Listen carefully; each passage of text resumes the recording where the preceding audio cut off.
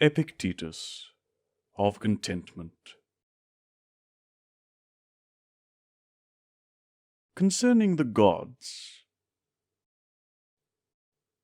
some affirm that there is no deity. Others, that he indeed exists, but slothful, negligent, and without a providence. A third sort admits both his being and providence, but only in great and heavenly objects, and in nothing upon earth. A fourth, both in heaven and earth, but only in general, not individuals. A fifth, like Ulysses and Socrates. O thou, who, ever present in my way, dost all my motions, all my toils survey. Homer.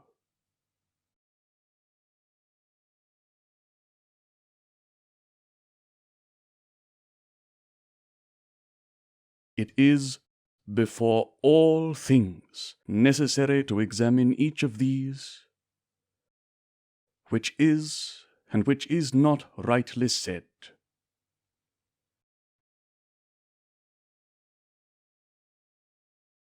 Now, if there are no gods, how is it our end to follow them?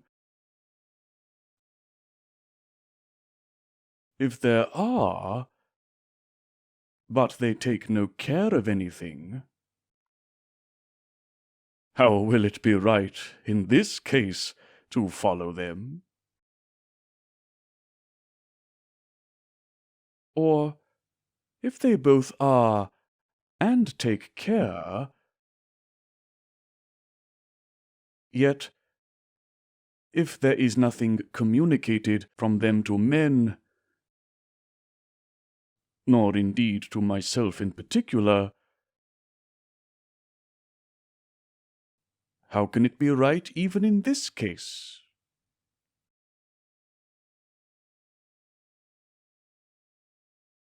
A wise and good man, after examining these things, submits his mind to him who administers the whole, as good citizens do to the laws of the commonwealth.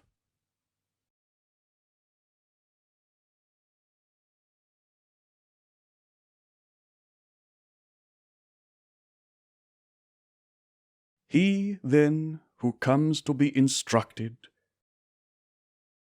ought to come with this intention: how may I in everything follow the gods? How may I acquiesce in the divine administration? And how may I be free? For he is free, to whom all happens agreeably to his choice, and whom no one can restrain.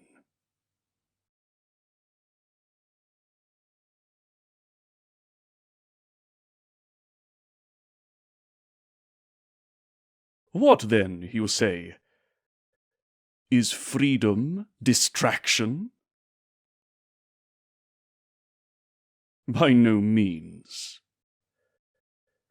For madness and freedom are incompatible. But you say, I would have whatever appears to me to be right happen, however it comes to appear so. You are mad. You have lost your senses. Do not you know that freedom is a very beautiful and valuable thing? But for me to choose at random, and for things to happen agreeably to such a choice, may be so far from a beautiful thing as to be, of all others, the most shocking.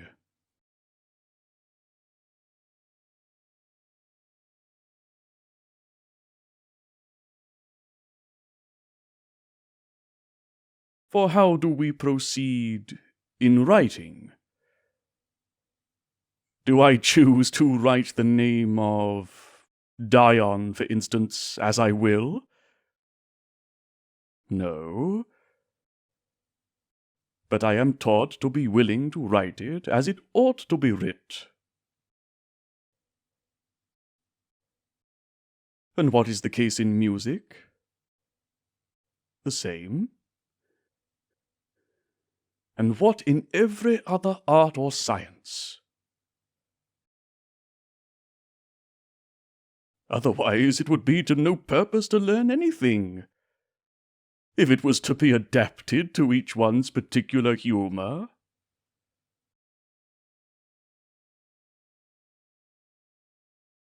Is it then only in the greatest and principal point, that of freedom, permitted me to will at random? By no means.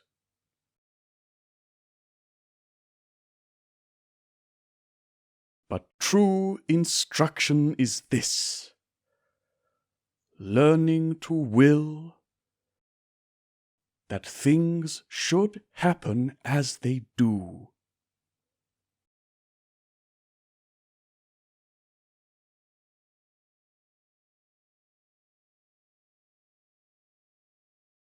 And how do they happen? As the appointer of them hath appointed. He hath appointed that there should be summer and winter, plenty and dearth, virtue and vice,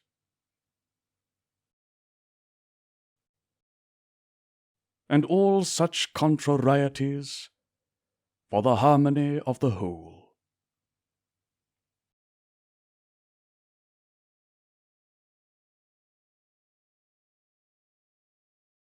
To each of us he hath given a body, and its parts, and our several properties and companions.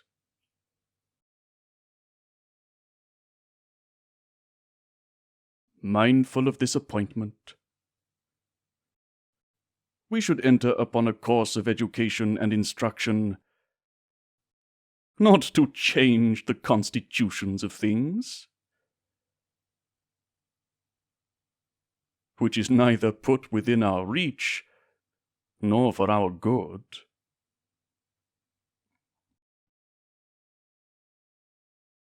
but that, being as they are, and as their nature is with regard to us, we may have our mind accommodated to what exists.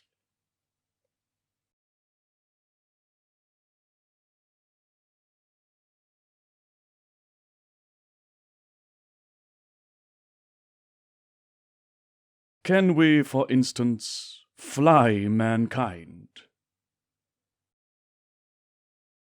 And how is that possible? Can we, by conversing with them, change them? Who hath given us such a power?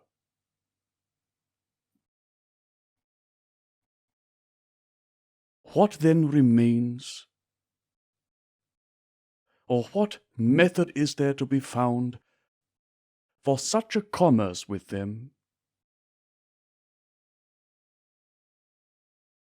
that while they act agreeably to the appearances in their own minds, we may nevertheless be affected conformably to nature.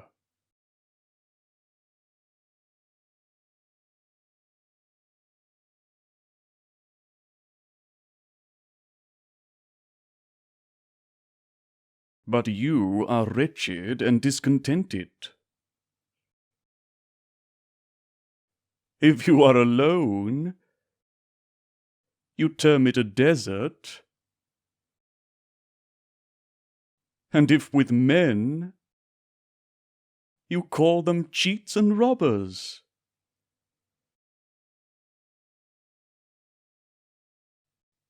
You find fault, too, with your parents, and children, and brothers, and neighbors.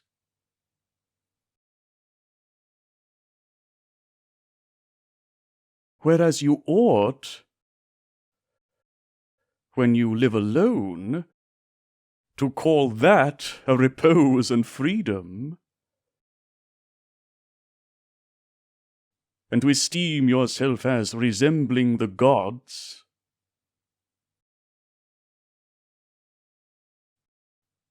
And when you are in company, not to call it a crowd and a tumult and a trouble, but an assembly and a festival. And thus to take all things contentedly.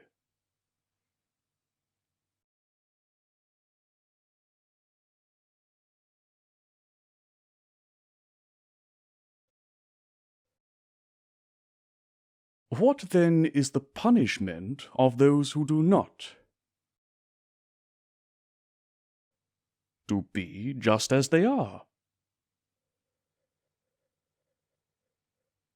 Is anyone discontented with being alone? Let him be in a desert. Discontented with his parents? Let him be a bad son, and let him mourn. Discontented with his children? Let him be a bad father. Throw him into prison? What prison? Where he already is. For he is in a situation against his will. And wherever anyone is against his will, that is to him a prison.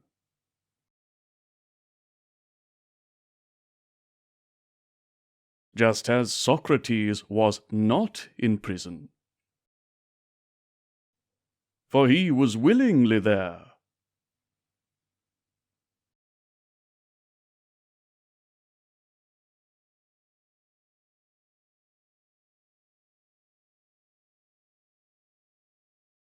What then, you say? Must my leg be lame? And is it for one paltry leg, wretch, that you accuse the world? Why will you not give it up to the whole? Why will you not withdraw yourself from it? Why will you not gladly yield it to him who gave it?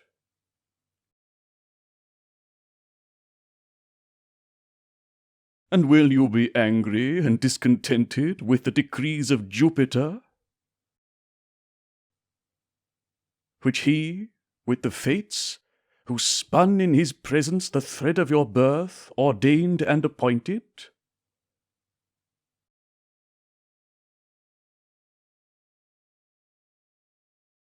Do not you know how very small a part you are of the whole?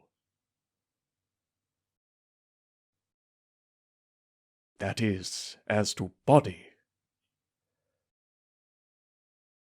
For as to reason, you are neither worse nor less than the gods.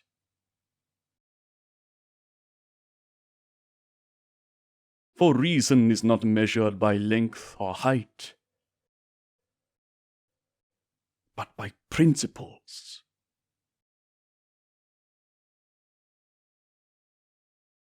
Will you not therefore place your good there where you are equal to the gods?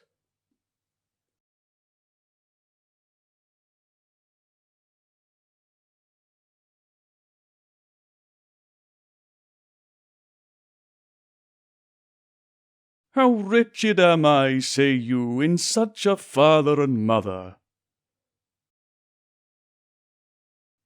What then? Was it granted you to come beforehand and make your own terms and say, let such and such persons at this hour be the authors of my birth? It was not granted. For it was necessary that your parents should exist before you, and so you be born afterwards. Of whom? Of just such as they were.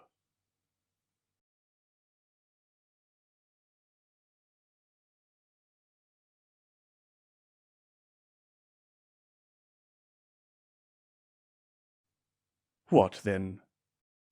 Since they are such, is there no remedy afforded you? Now, surely, if you were ignorant to what purpose you possess the faculty of sight,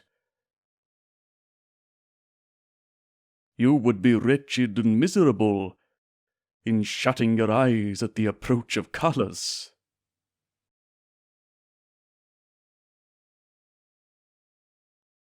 And are not you more wretched and miserable in being ignorant that you have a greatness of soul and a manly spirit answerable to each of the above-mentioned accidents?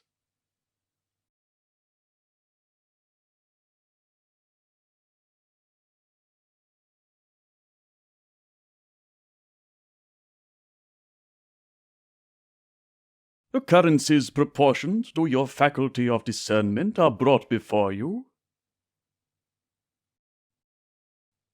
but you turn it away at the very time when you ought to have it the most open and quick-sighted.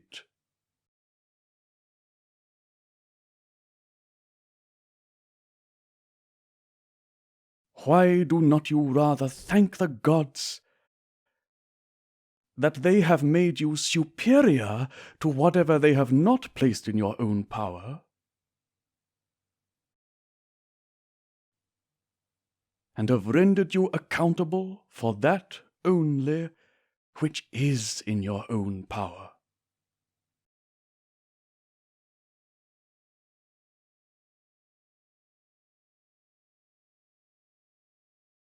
Of your parents they acquit you, as not accountable. Of your brothers they acquit you. Of body, possessions, death, life, they acquit you.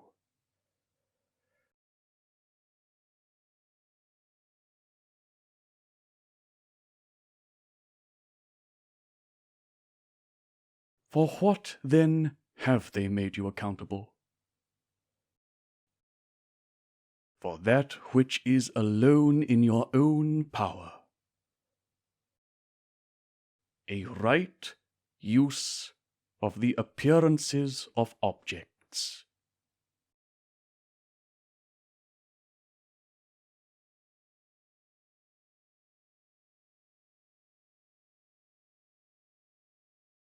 Why, then, should you draw those things upon yourself for which you are not accountable? This is giving oneself trouble without need.